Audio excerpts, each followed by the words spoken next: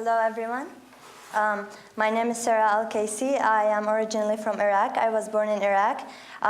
When I was 2 years old, we moved to Libya, and my father and my mother applied to Canada as a skilled worker, and we immigrated here to Canada on July 1st, 2011, in Canada Day.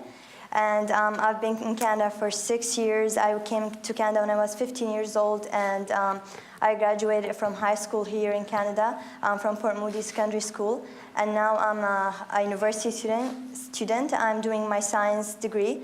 I'm working toward getting my science degree, something maybe in the science field. I'm still not sure what it is, but something in the science field. Yeah, thank you very much. Great, thank you, Sarah. So, Travis? Hi, everyone.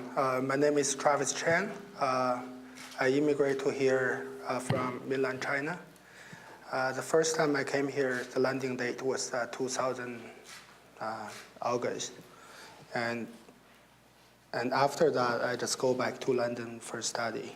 And in 2007, I kind of settled down in Vancouver and start my new business over here. And just have my family, raising my kids, and just being really successful over here. Thanks. Great, and Christine Brodie. Good afternoon. I immigrated to Canada in 1977 from Southern California, so the United States, just south. And I arrived, I believe, on a fiancé visa. So that's how I came. My husband's in the audience, maybe he could remind me.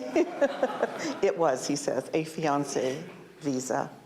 So I came for love, and am still there in love. And I became an educator in Canada and arrived in June of '77. Great, Judith. Hi, my name is Judith Bosire. I grew up in Kenya, migrated, or rather moved to the US to study. And in the process of life going on as usual, I realized that it wasn't home for me and decided to move to Canada, where I immigrated last year and became a permanent resident. Thank you. Great, thank you. So I think I'm going to start off the questions. I mean, all of you have been here for a little bit now. I want to open up by asking the question of, when did you feel like Canada became home?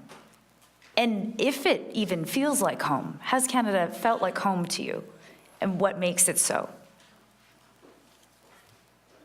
Sarah, would you like to start? Yeah, okay. Since I was since I left Iraq when I was 2 years old, and then we moved to Libya, sometimes you do feel like you need change. You feel you need home. You need a better education. You need a better life. So when we came here to Canada, at the beginning it was hard for us, for everyone, as for every whenever anyone who moves to a new country. You feel that difficult, like you feel you don't know anything. But when we came to Canada at the beginning, yeah, it was hard. But then when you go out there and when you try, when you get into the community, when you face all the difficulties with a smile, when you always go out and ask for help, no matter if you're gonna get it or not. So Canada felt home for me when my family is here. Home is family, and family is love. So and you get the love and from all your beloved ones. So Canada supported me and supported my family. So from day one, it supported me from everything: education, work. Love, actually in everything. So we got all this support from Canada. So that's how I feel Canada is my home, that it changed me positively.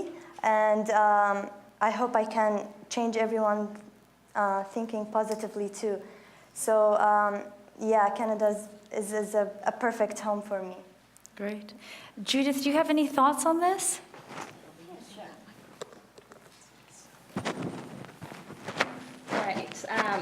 For me, I think the way I realized that Canada was home was through a long story. And that begins from back home when I packed my bags at the age of 17 to move to the US to study. And I think the challenges and opportunities I got there really exposed me to a lot of things, which included, particularly when talking about racial discrimination. For the first time when I was in the US, that's when I realized I was a minority. Never did it occur to me that I could be referred to as a minority.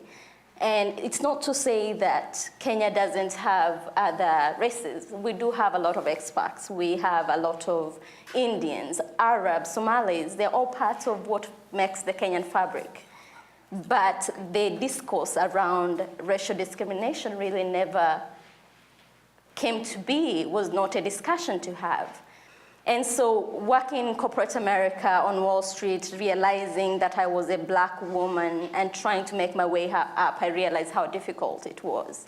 And of course, this was accompanied by, of course, my social networks, where it was clear that I needed to work extra hard in order to fit. I needed to do things differently in order to be part of that fabric.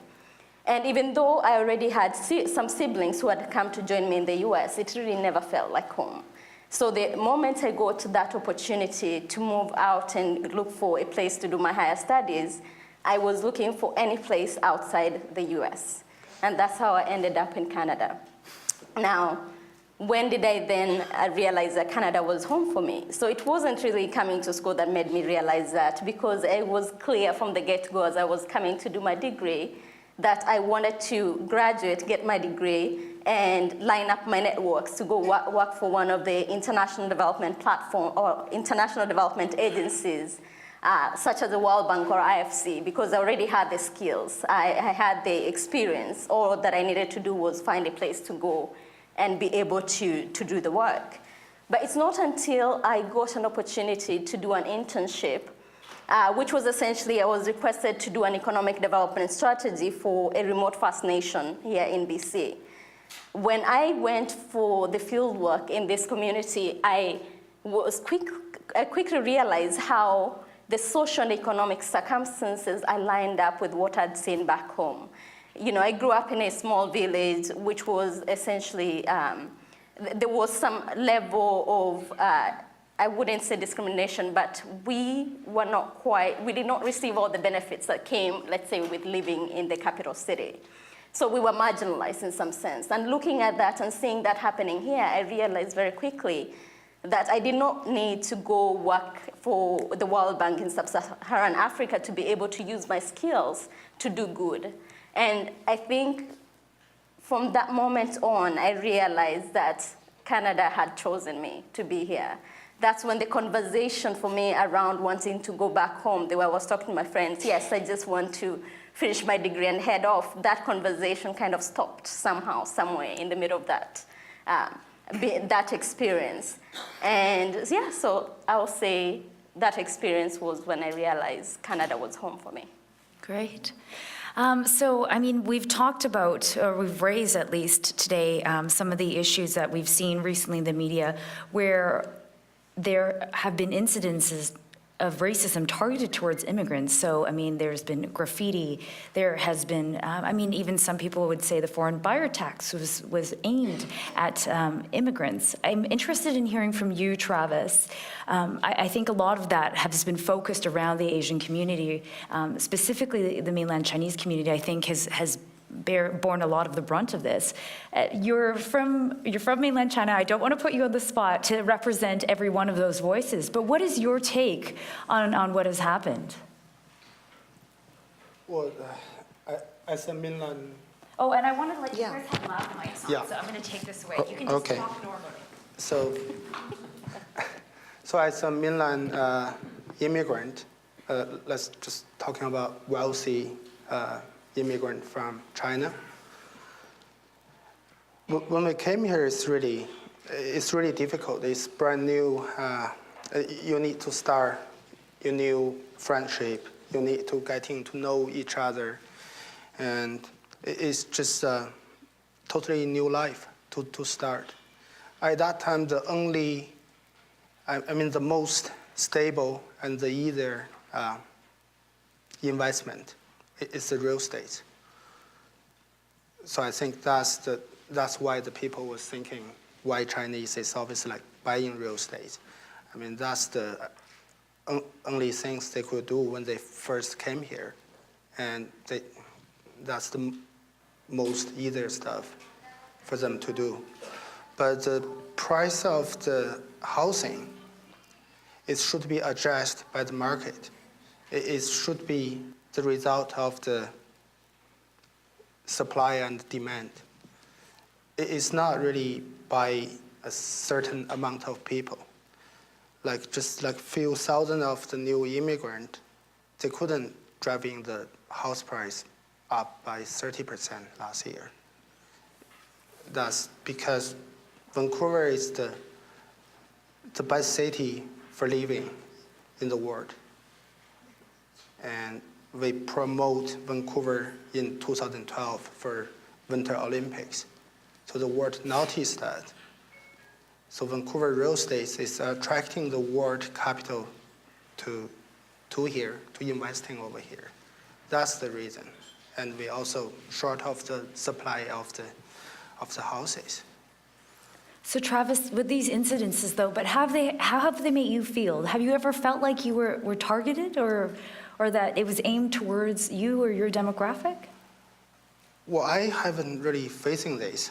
I mean, all the realtors in West Vancouver, they kind of have Chinese assistance after that. So they could communicate with all the Chinese buyers. Sorry, what do you mean by that? Well, I think they feel that's the way. I mean, Chinese is buying more properties over here. But actually it's not. Maybe they just going to the showrooms or, I mean, just viewing those houses as daily activities. Okay.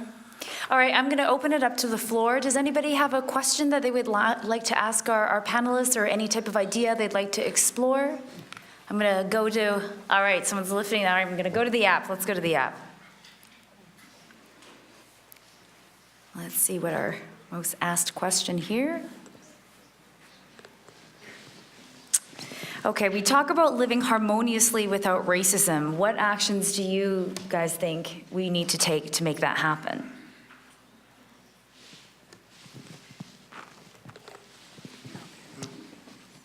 Yes, you've got your mic right on, yeah.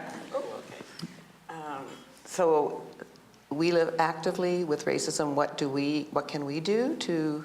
Well, we talk about. Yes. Yeah. Yes. And yeah. so what can we do to stop that? Yes, to tackle Okay. that, yeah. Part of it, I mean, I live in Richmond, and we have quite a lot of immigration people come to Richmond because they love it, and we're a large community. I've lived there 40 years, so we have, and I immigrated to Richmond, and we have a lot of people who have lived there longer than I, and they, a lot of people feel they must be new immigrants, but some people were born there and have lived there quite a long time. So I think for us, we just need to make sure personally is to take our time and just take what we know is just looking at people as our neighbors. So if we look at as people as our neighbors and we do with them what we would do with anybody else, no matter if they look like us or speak the same or different language. Because part of it is just taking the initiative on our part. As an older immigrant, I guess I could call myself, since I've been here for so long, I could see that happening. And I think that part of it is just being more forward and inviting people to be together. Because I think part of the fear of racism, the fear in racism, is that we haven't really taken the opportunity to speak to each other. And that seems simple, but I think when we start doing it and including each other in things we do, then we go forward. So I think it begs the question whether the four of you have ever come across incidences where you felt like you were being targeted by racism, whether overt racial discrimination, overt or more subversely. Has that happened to any of you? Well, I would say that in particularly speaking to my Canada experience, the type of racism I've experienced is very subtle. And I've attributed this largely to the fact that, particularly in Vancouver, there's really not many Black people. And for that reason, I find that a lot of comments which may be seemingly racist are actually reflect ignorance. So for instance, there's a time my husband and I were on a bike ride and someone shouted out, "Wow, there is a Black person." And of course, to me that was like, oh, yeah, maybe they haven't seen a Black person. I shouldn't be offended by that. So such subtle instances just remind me how much I need to talk to people about, Black people so that they actually understand our history and who we are. And what about in terms of stereotyping? Sarah, is that something you've come across, or Travis, stereotyping? Is that an issue that you feel like you've had to deal with? For stereotyping, I think as I practice my religion, Islam, as a Muslim, I feel like sometimes when I'm walking with my friends, or like we're hanging out at the mall, or at university, or anywhere, like as I wear my headscarf, the hijab, sometimes like I find like it's not all the time, like it's rare, but it happened like a couple of times where you see all those people, like they're looking at you with these like weird like stares that you're gonna do something to them, you're gonna harm them, and they don't really want to come to you and ask you about the headscarf, or why do you wear it, when do you wear it. No, they just like in their mind, they make up the picture about, oh, she's Muslim, she's gonna definitely harm us. I mean, you can tell that from their looks or from the way they look at you. It didn't happen to me a lot, but it did happen like a couple of times. Right. And so Travis, what about for you? I think, I hate to say it, but I think there's a lot of people who have an impression or this belief of the stereotype that the mainland Chinese are rich, wealthy, and as Peter may have mentioned, they drive a Ferrari and have a big mansion. Like, these are some of the thoughts that people have around who a mainland Chinese new immigrant is now. Like, what do you think of that? Has that ever been pushed upon you, or do you see that? Well, it's not really on me. I'm just quite open guy. When I moved to the house I'm living now, I'm kind of quite open to all my neighbors. So I got help from them to creating my business over here. Well, I don't have this concern, but I think there is some kind of stereotype over there just for wealthy Chinese living in million homes, driving 500,000 cars. That's truth. That's their lifestyle. Do you think it's an unfair stereotype? Do you think it's unfair? No, not really. Okay. All right. I don't think so. All right, that's an interesting thought. Okay, so I'm going to head back to Slido because I think some of the main... Oh, we've got a question over there. Yeah, go ahead. Well, is it really a wealth issue or race issue, right? We have to draw a line. I think when people are wealthy and established and they drive Ferrari, they enjoy expensive wines, and does it have to associate, like, do we have to associate with a particular, like, nation? Is it, like, typical of a mainland Chinese? Not necessary, right? And then in late 2015, and there's a research. So whenever a buyer whose first name is not anglicized, then is classified as a foreigner. I have my coworkers, they came from China, and her name, until this moment, as a Canadian for many years, her first name is a Chinese pinyin. And she, according to that research, categorically a foreigner, not a Canadian. So when can we feel safe in Canada? Right, and so so wealth has its issues. When we address certain issues, affordable housing, and of course discrimination, but we don't have to associate always with a race, right? It's has nothing to do with race. Thank Yeah, you. I think that's a good point. Earlier, we heard one of our presenters say that often we talk about racism, but it often actually stems from something else, another fear, another insecurity that people are concerned about. Okay, I'm going to wrap it up. I'm going to do one last question. So this one is the most voted on question on Slido, and I think a lot of people are really interested in solutions and thinking about how we bridge that gap. So I think the first part of the question was the immigration process easy or hard. That you can ask them during the break, but would you choose Canada again if you had to do it all over without knowing what was ahead? Oh, I would I'm just really happy. Even if Malcolm wasn't here? Yes, even if my husband was not here, I would choose Canada. Because when I grew up in the States, it was the 60s and the 70s. And the kinds of things that were happening in the States, because you live there, you know it's there, but you don't realize it as much. But I was in university at the time of all of the things that were going on in the 60s and 70s. And when I came here, I believe I was naive about what people thought about the United States, because talk about discrimination against the United States. And I did not realize it. But of course, I guess I must have known growing up there that it's very self-centered and not outward looking. And I didn't realize it until you move somewhere else. So that was, for me, I'm very glad, especially with what's been happening in the United States over the last 2 years. It's been horrific to me.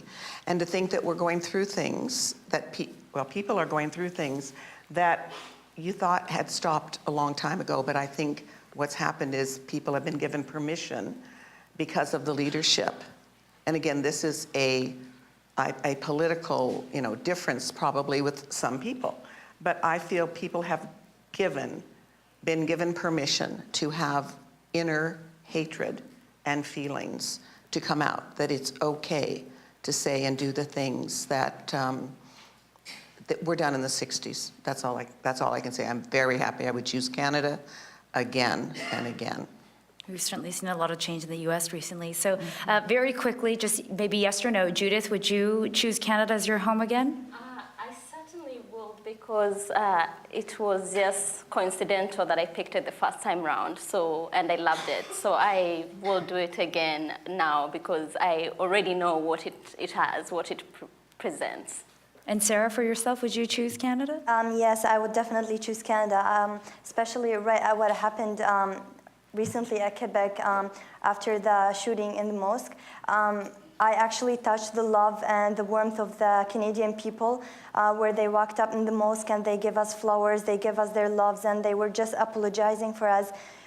So yeah, I touched the love of the Canadian people there, and I would definitely choose Canada forever. Yeah. And Travis, are you happy with your chosen home here? Yeah, for sure. Okay, Travis, man of few words, fantastic. Thank you so much.